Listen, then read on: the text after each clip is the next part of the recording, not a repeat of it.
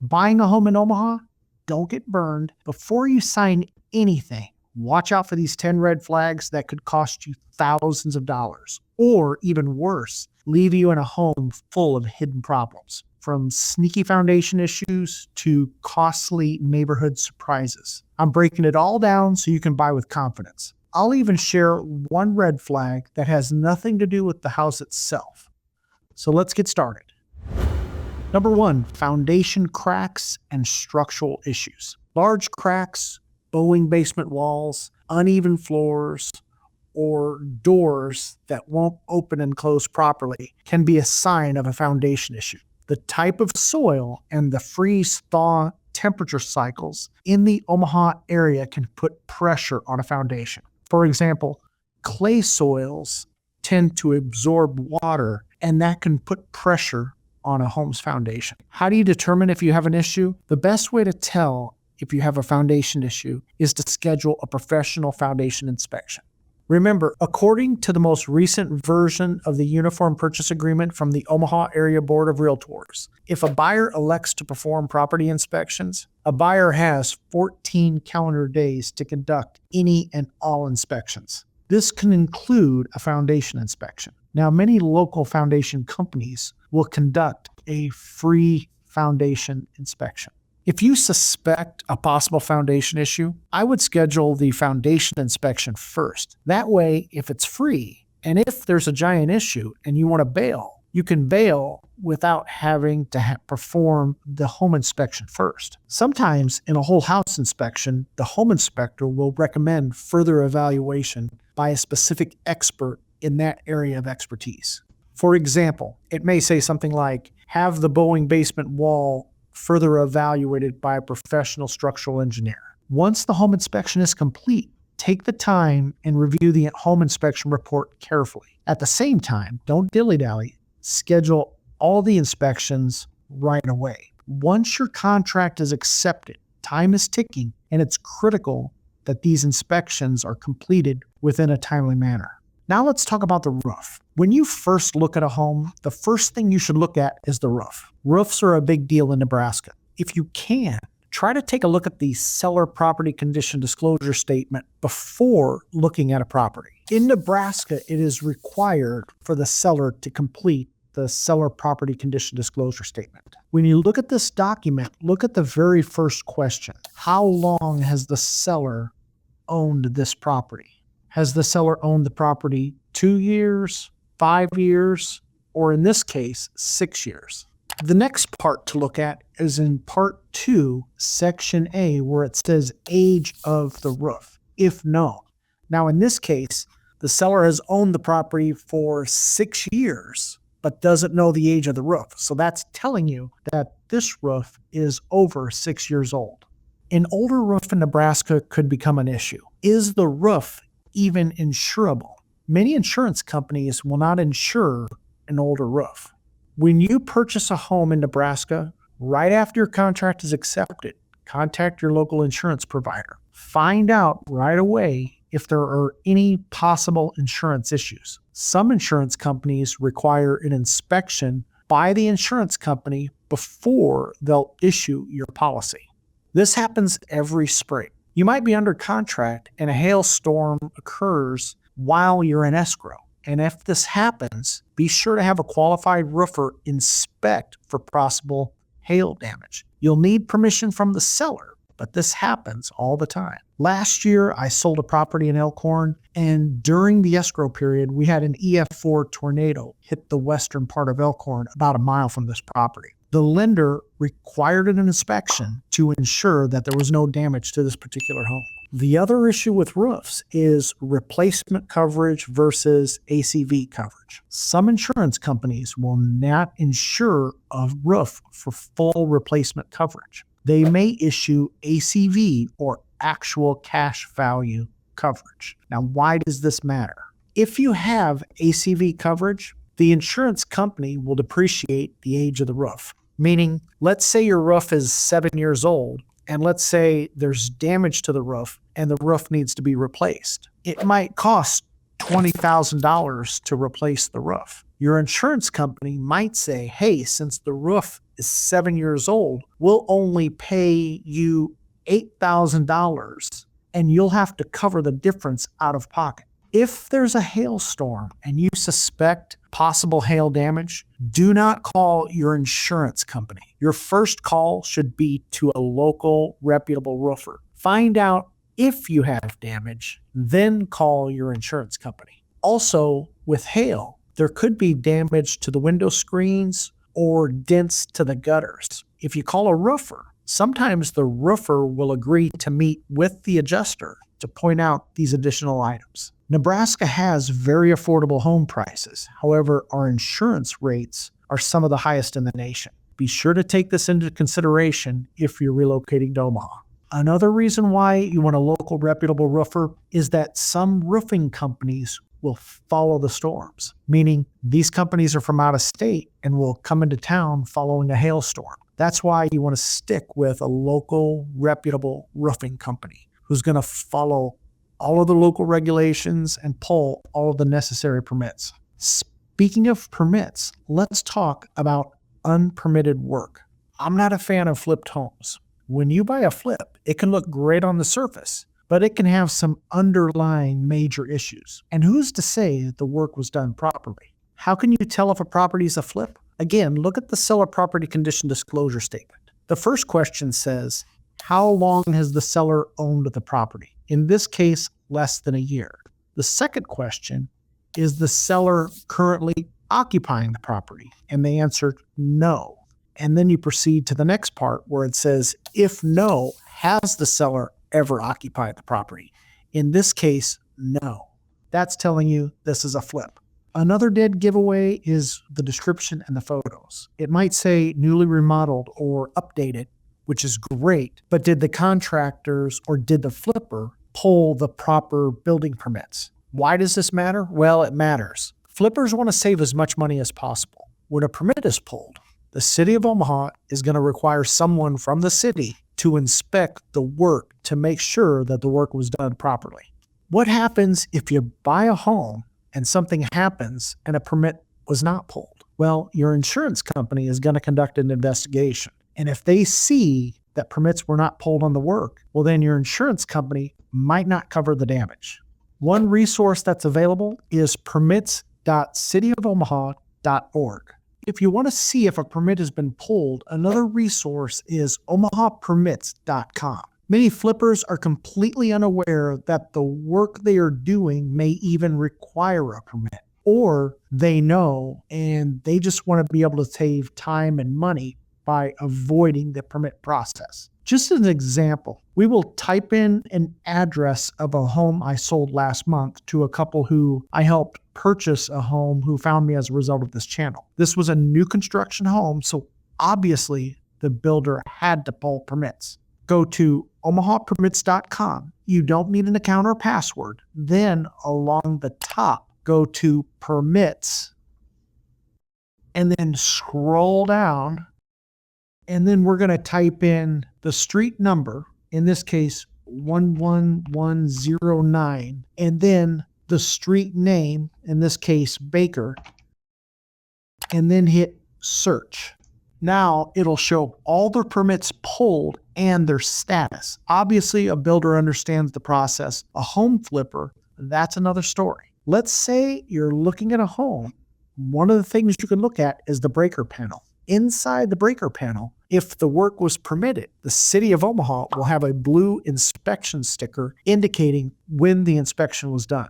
Another reason to avoid flips is the hazard of lead-based paint. Any home built before 1978 has the potential of lead-based paint. Here's another reason why to avoid a flip that was built before 1978. The EPA has a program called Lead Renovation, Repair, and Painting Program. The EPA requires RRP projects on homes built before 1978 be performed by lead-safe certified contractors. Generally, EPA's lead RRP rule does not apply to homeowners doing RRP projects on their own homes. However, it does apply if you rent all or part of your home.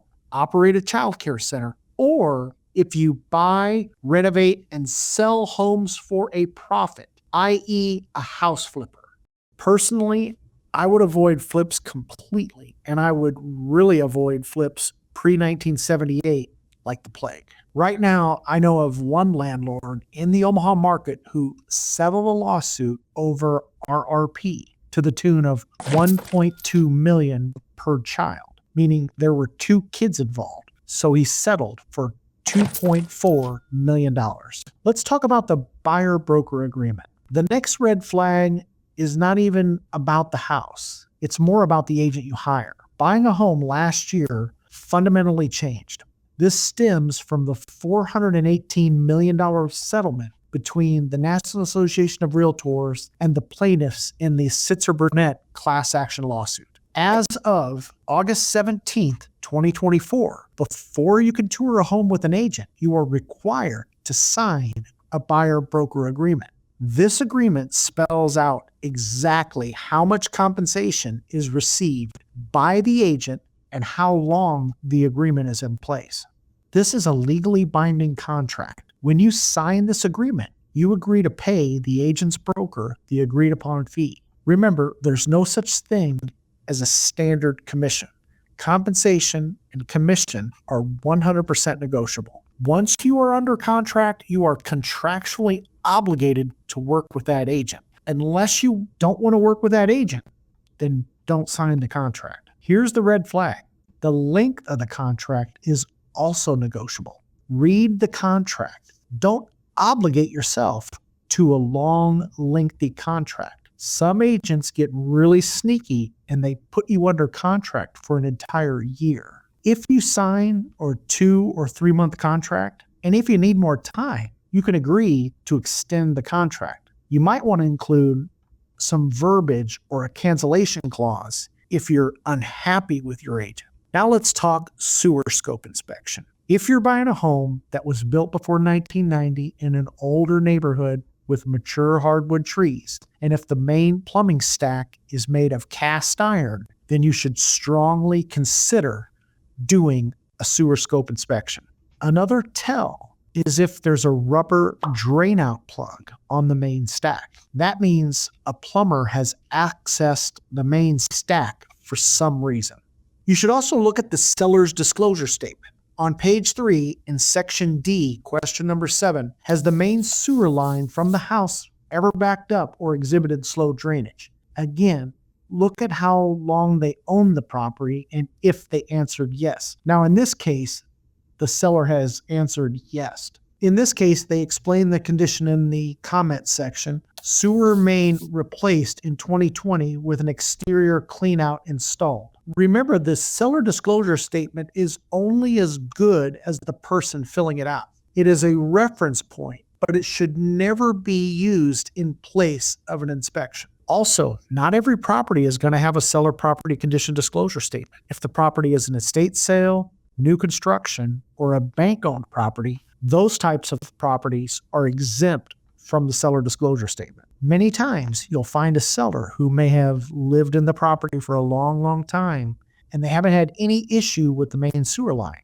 Maybe it's an elderly couple who didn't use that much water. Well, they sell the home, and then a young couple moves in with a couple of kids, and then the sewer backs up. Also, in really, really old homes, the sewer line may not go directly to the street. I've seen it to where the sewer line connected to the neighbor's sewer line, then went to the street. That's why it's really important, if you're buying a really, really old home, to definitely do the sewer scope inspection. Back in the day, the sewer line was made in clay sections. Now, where these clay sections come together, tree roots find these gaps, and then that tree root is looking for a great source of water. Well, then before you know it, you have tree roots blocking the main sewer line.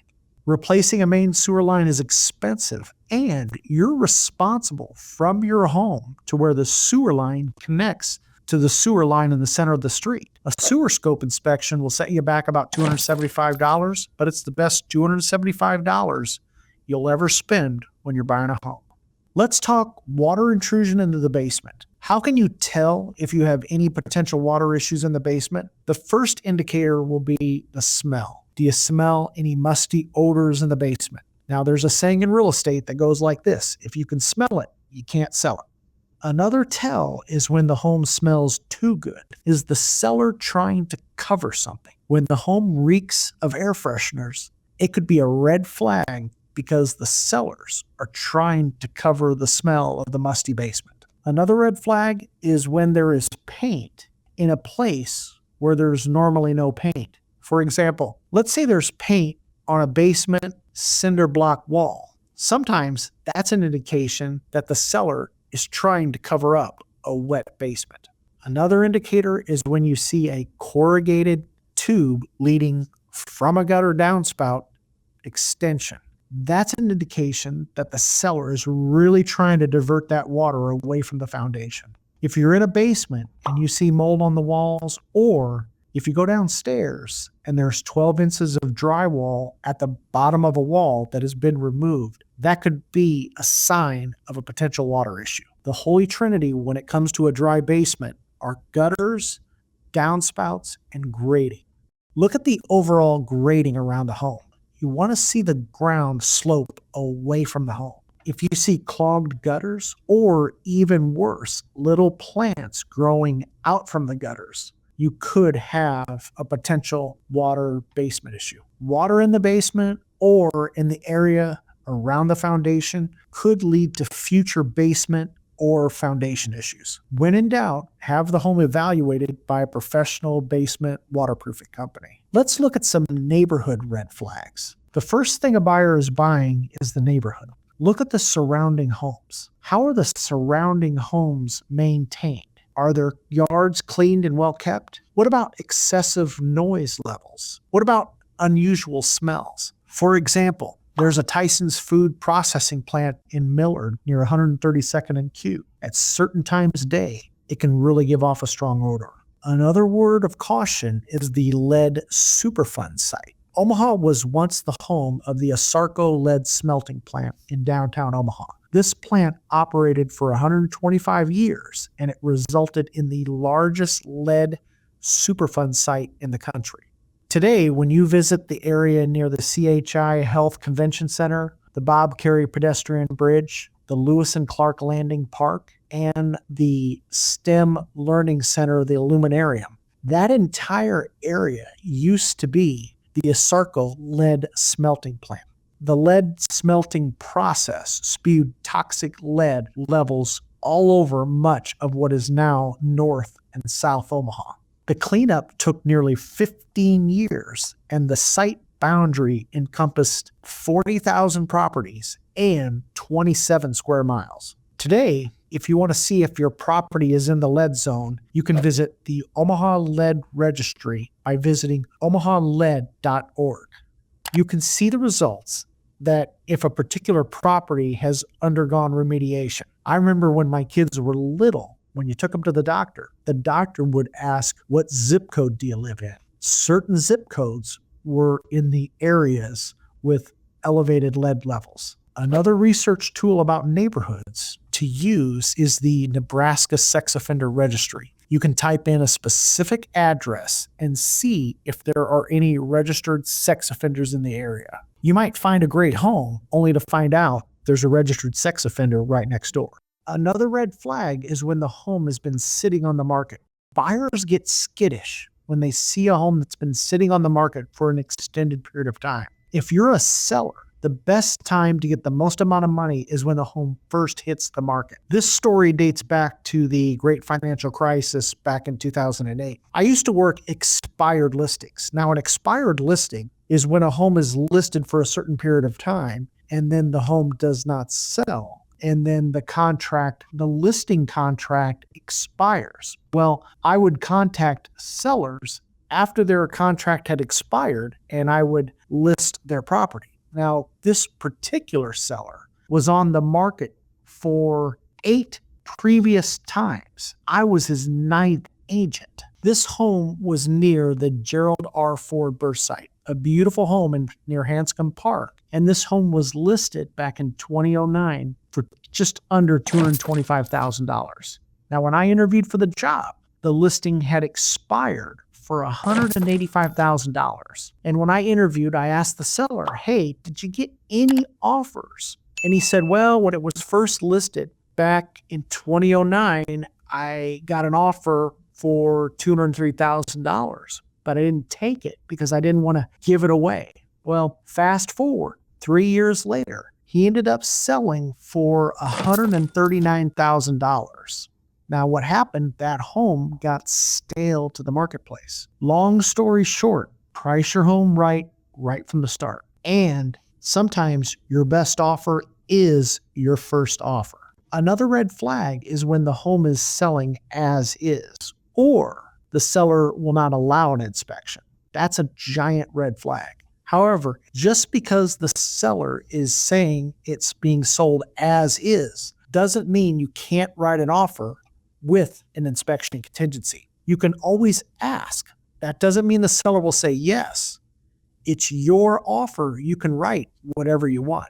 If the seller digs in and says absolutely no inspection, then that's a giant red flag. Some sellers want to tighten the time frame on the home inspection period. That's not unusual in our market. If they do, you really need to be on the ball and get the inspections you want in the time frame allotted. Some sellers want the buyers to indicate what inspections they're going to do. For example, the sellers will let you do a whole house inspection, but they don't want a sewer scope. If you are buying a home, you want to keep all of your options open. Let's talk windows, furnaces, and AC units. Pay attention to the age of the windows, the furnace, and the AC unit. If these systems are older, it may be something you need to budget for in terms of replacement in the near future. Sometimes buyers underestimate the cost of maintaining a home. Owning a home and maintaining a home are expensive.